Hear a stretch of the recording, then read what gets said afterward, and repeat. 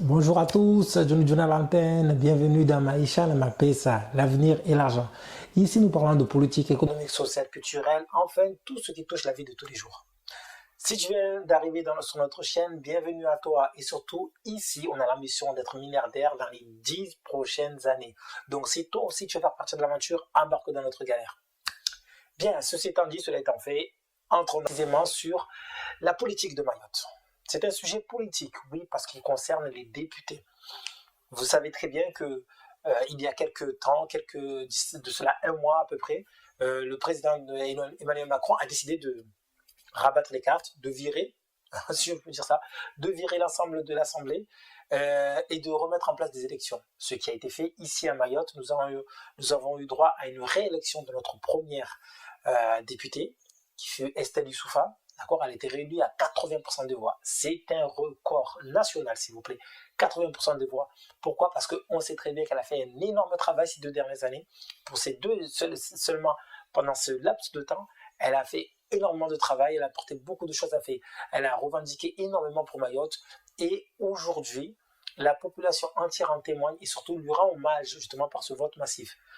Elle a été secondée par Madame Anchia Bamana, qui est anciennement maire de Sada, qui était l'ancienne maire de Sada, qui a été dans plusieurs partis, différents partis, pour aujourd'hui maintenant représenter le parti du Rassemblement national ici à Mayotte.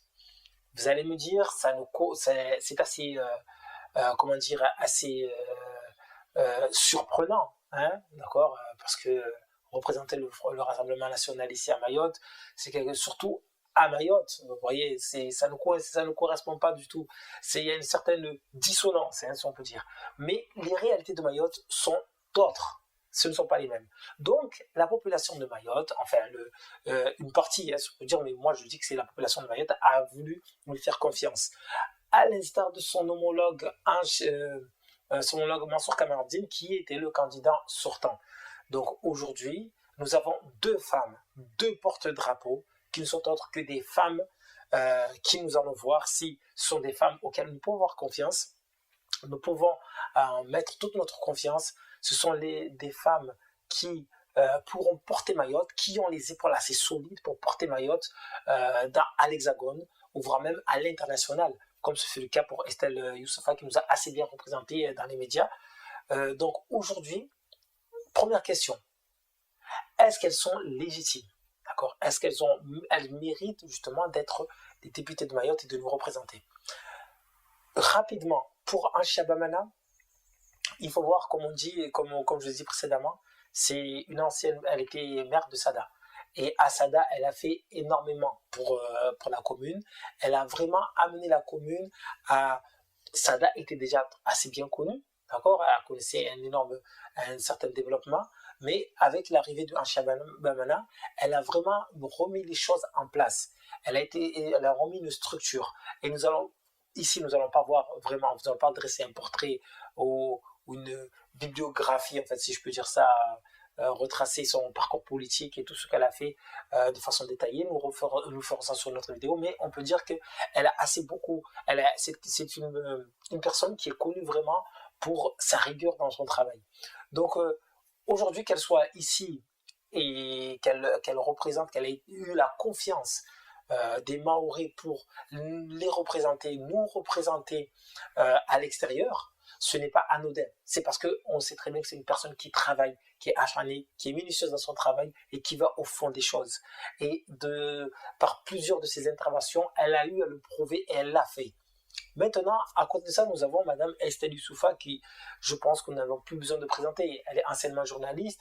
Elle s'est fait surtout connaître ici à Mayotte en faisant partie du collectif des Mahorais, qui était surtout pour représenter, pour revendiquer en fait, dans un premier temps, les droits des Mahorais d'un point de vue surtout sécuritaire, parce que Mayotte a connu une montée exponentielle de la violence. Aujourd'hui, on a atteint un pic et ce pic ne cesse d'augmenter. Donc c'était dans cette période-là, assez mouvementée, où il y a eu des grèves, etc., qu'elle s'est fait connaître. Parce elle est partie au front, elle s'est battue pour Mayotte, pour les droits de Mayotte. Donc pareil, nous ferons un tableau, nous dresserons un portrait de Madame Estelle Youssoufa un peu plus en détail, mais ici, ce n'est pas en fait vraiment ce qui nous importe ici.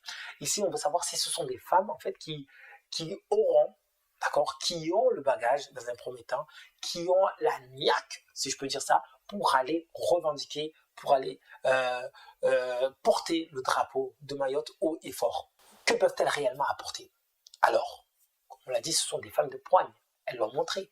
Et moi, je dis à mon sens, c'est ce dont nous avons besoin aujourd'hui à Mayotte. Nous avons besoin en fait de personnes qui osent dire les choses, qui ont ce franc-parler. Et nous avons énormément manqué de ça ces 20 dernières années. Les présidents élus, les hommes qui étaient là, ont vraiment manqué en fait de ce caractère, d'oser dire les choses, d'oser être l'opposition. Je ne dis pas l'opposition entre les différents élus mahorais, parce que ça, il n'y a même pas à se demander, il y a toujours une opposition entre les élus mahorais, et c'est bien ce que nous déplorons tous. Mais je dirais plus, en fait, c'est plutôt l'opposition face aux différents élus en métropole, l'opposition face à son parti politique, parce que vous savez bien que quand vous embrassez un parti politique, vous embrassez les idées, et c'est ça ce que nous voulons, et on a manqué de ça. Autre chose qu'elles peuvent apporter, c'est justement leur réseau. Aujourd'hui, Mme Acha Babamana a intégré le parti du Rassemblement national. Il est ce qu'il est, le Rassemblement national, même s'il divise, c'est le parti d'extrême droite. On a beaucoup diabolisé ce parti, quoique, à mon sens, quand on regarde bien dans l'historique politique de toute la Ve République, jamais le Rassemblement national, anciennement le Front national, n'a été au pouvoir. Donc, l'état dans lequel est le territoire de Mayotte aujourd'hui, voire on peut même étendre ça au territoire national, ce qui est la France aujourd'hui, n'est que la résultante des différentes politiques qui ont été menées aussi bien par le parti de droite, par le parti de gauche. Jamais l'extrême droite n'a été au pouvoir. Donc aujourd'hui, s'il y a bien des personnes à blâmer pour l'état actuel des choses, là je prends la spécificité de Mayotte, pour Mayotte particulièrement, ce n'est que le parti de droite et de gauche. Donc nous avons eu Sarkozy, Hollande, Emmanuel Macron, Jacques Chirac, etc. Ils se sont tous succédés et voilà le résultat, voilà où on est Mayotte aujourd'hui. Donc jamais l'extrême droite n'a eu l'occasion d'être mise au pouvoir. Donc aujourd'hui que Acha Babamana intègre ce parti-là, elle va bénéficier d'un certain réseau, de certains poids, parce que le Rassemblement national, on peut dire ce que l'on veut, pèse. Aujourd'hui, pèse. Ils l'ont démontré durant les élections, les élections européennes, et ils l'ont démontré aussi aujourd'hui dans l'Assemblée nationale, même s'il n'a pas eu le retentissement qu'on s'y attendait, parce qu'il a fallu que tout le monde, tous les différents partis se rassemblent pour pouvoir contrer le Rassemblement national. Donc, pèse énormément. Donc aujourd'hui, ils pourront faire valoir en tout cas du côté de Acha Babamana, elle peut faire valoir ça, ce réseau-là. Elle a un réseau, une connexion. Elle va pouvoir revendiquer pas mal de choses, notamment la suppression du séjour territorialisé, qui encore une fois, il ne faut pas, je le répète, le séjour territorialisé ne doit pas être cautionné, ne doit pas être dépendant de l'abolition du droit de sol. Ça n'a rien à voir. Et dès le départ, c'était un piège qu'on nous a tendu et nous sommes tombés en plein dedans. Je l'ai dit, c'était un piège. Du côté de Mme Estelle Youssoufa, aujourd'hui, c'est un pas elle. Par contre, à contrario, à l'opposé de sa camarade Acha Babamana, eh bien elle a choisi la liberté, d'accord? Elle a choisi la flexibilité, c'est-à-dire ne pas être dans un parti, ne pas prendre parti pour un parti, si je peux dire. Donc, ce qui lui permet d'être flexible, d'avoir cette agilité. Même si en soi, elle fait partie d'un regroupement qu'on appelle le regroupement idiote, bon, qui, on va dire, est en soi, on peut dire un peu un parti, mais elle a toujours cette flexibilité. Ça veut dire qu'elle n'est pas bloquée dans une idéologie. Parce qu'il faut savoir que quand vous intégrez un parti, vous intégrez son idéologie, sa vision, sa façon de voir les choses, mais également, vous intégrez aussi tout un programme. Donc vous n'avez pas cette flexibilité de dire oh non, ça je ne suis pas pour parce que ça ne sert pas à mes intérêts. Donc je préfère faire ceci que cela. Je préfère aller avec ce parti-là ou avec ce parti-là. Donc Estelle Youssoufa, elle se réserve justement ce pouvoir parce que c'est un pouvoir. Donc de vouloir dire non, de vouloir dire oui et d'aller où bon lui semble. Où bon lui semble, c'est quoi? C'est d'aller vers où ces intérêts par extension, les intérêts de Mayotte convergent. Parce qu'on l'a très bien vu, les anciens élus, les anciens députés, ils sont, et même actuellement, hein, ils sont vraiment bridés par leur parti, surtout à Mayotte. À Mayotte, on sait nous sommes très laxistes, nous sommes très versatiles dans le sens où nous allons vers là où souffle le vent. Or, ce n'est pas ça. Parce que quand le parti vous dit fait ceci, beaucoup d'élus étaient vraiment enclins à suivre ce que leur parti leur disait, sans pour autant émettre d'opposition, sans pour autant émettre une réflexion en se demandant est-ce que cela sert Mayotte ou pas, est-ce que cela nous sert ma commune ou pas. Donc aujourd'hui, Estelle Youssoupha, elle se réserve vraiment ce pouvoir, ce droit de pouvoir aller dans les États de Mayotte, de dire oui, ok, vous voulez ça, à condition que vous faites ceci ou cela pour ma commune, pour mon pays. Donc aujourd'hui, justement, il y a ce réseau-là. Elles peuvent apporter des solutions ambitieuses parce que, comme je vous dis, elles sont bagarreuses. Elles se bagarrent. Elles n'osent pas aller chercher, faire bouger les lignes, faire casser des murs. Justement, c'est ce qui nous manquait ici à Mayotte. Peu d'élus ont eu ce courage, par ces 20 dernières années, il y a eu peu d'élus, pour ne pas dire aucun élu, n'a eu le courage vraiment d'aller casser des portes et de dire non, on ne fait plus comme ça, on fait comme ça, on change les choses. Elles ont ce courage, elles ont cette niaque d'aller de l'avant. Donc c'est vraiment ce qu'elles peuvent apporter, justement de l'ambition dans les projets, proposer des choses en fait que à Mayotte, nous n'avons pas encore vu, ou du moins nous n'avons pas osé faire, osé dire, osé ambitionner.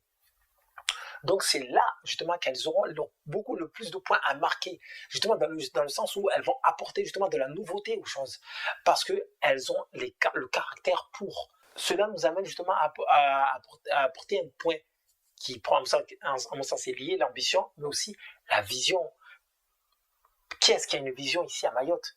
Quelle est la vision de Mayotte dans les 5, 10, 20, 30, 100 prochaines années? Il est là le problème, c'est que nous n'avons aucune personnalité, aucune personne qui a porté une vision réellement pour Mayotte a dit que dans les prochaines années, voici ma vision pour Mayotte, voici là où nous voulons aller, c'est là-bas que nous voulons aller, tel est notre but, c'est le but que nous voulons atteindre. Personne ici, aucun élu n'est venu apporter ce genre d'éclaircissement, cette lumière. Et à mon sens, Madame Aïcha Bamana et Estelle Youssoupha, ces deux députés, ont cette vision. Et si elles ne l'ont pas, il est indispensable qu'elles l'aient. Il faut qu'elles aient une vision, qu'on sache où on va, qu'on puisse dresser des objectifs à court, moyen et long terme, qu'on se dresse une carte, une feuille de route, qu'on ne reste pas catalogué dans un seul sens. Et surtout, moi, au-delà de la vision maintenant, je dirais qu'elles vont apporter justement de la clarté, une planification, une structure, un cadre. C'est ce qui nous manquait à Mayotte et c'est ce qui nous manque, un cadre. Où est-ce que nous allons? Comme je l'ai dit, il faut planifier. Nous allons faire ça. Nous allons procéder de telle façon. Mais surtout, nous avons une vision d'ensemble. Nous n'allons pas nous laisser cloîtrer parce que jusqu'à aujourd'hui, nous avons été cloisonnés dans la sécurité et l'immigration. Or, pour développer un pays, c'est une vision et des actions d'ensemble qu'il faut mener.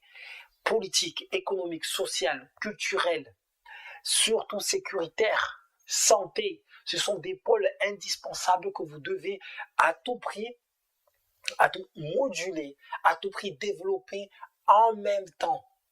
C'est pour ça qu'il va falloir mettre en place une synergie de l'ensemble des élus.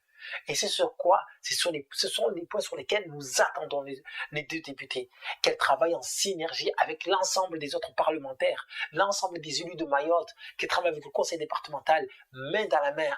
Donc, vraiment, et je pense qu'elles vont pouvoir rassembler tout le monde. Parce qu'elles en ont la carrure, elles en ont le charisme et surtout, elles en ont la poigne. Ce ne sont plus les chatouilleuses, ce sont les bagarreuses. Oui, mais aujourd'hui, pour combien de temps? Un an, qu'un an, une seule année.